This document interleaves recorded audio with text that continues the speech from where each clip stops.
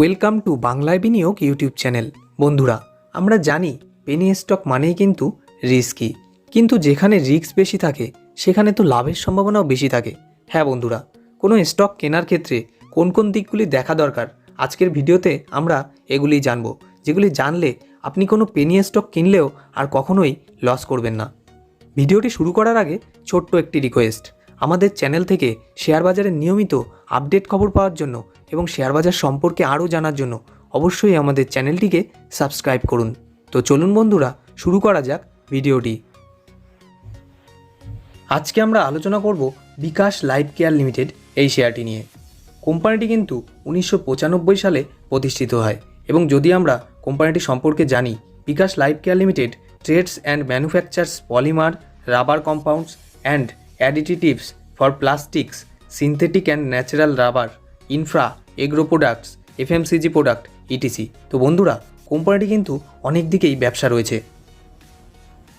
কোম্পানিটির market capital 481 কোটি টাকা। তো বন্ধুরা, পেনি স্টক হলেও কোম্পানিটির মার্কেট ক্যাপিটাল কিন্তু অনেকটাই বেশি। কারেন্ট প্রাইস যেখানে 3 টাকা 35 পয়সা। যদি আমরা 52 উইক্সে এক একটি শেয়ারের সর্বোচ্চ দাম দেখি 6 টাকা 85 পয়সা এবং সর্বনিম্ন দাম 3 টাকা 23 পয়সা। তো বন্ধুরা, সর্বনিম্ন দাম থেকে কারেন্ট প্রাইস কিন্তু খুব কাছেই রয়েছে। স্টক পি রয়েছে 13.7, যেখানে বুক ভ্যালু 2 টাকা 20 পয়সা। তো বন্ধুরা, বুক ভ্যালু কিন্তু কারেন্ট প্রাইসের খুব কাছেই রয়েছে। যদি আমরা কোম্পানির আরওসি এবং আরওই দেখি, দুর্দান্ত। হ্যাঁ বন্ধুরা, কোনো পেনি স্টকে কিন্তু এটা এতটা বেশি আশা করা যায় না। যদি আমরা কোম্পানিটির সেলস দেখি তাহলে কিন্তু চমকে যাব। হ্যাঁ বন্ধুরা, যেখানে ডিসেম্বর 2020-তে কোম্পানির সেলস ছিল 10 কোটি টাকারও কম, সেখানে কোয়ার্টার টু কোয়ার্টার বেড়ে ডিসেম্বর 2022-এ 131 কোটি টাকা। তো বন্ধুরা, কোম্পানিটির সেলস কিন্তু ব্যাপক বাড়ছে। ফিউচারে কিন্তু এই কোম্পানিটি আরও ভালো দিকেও যেতে পারে।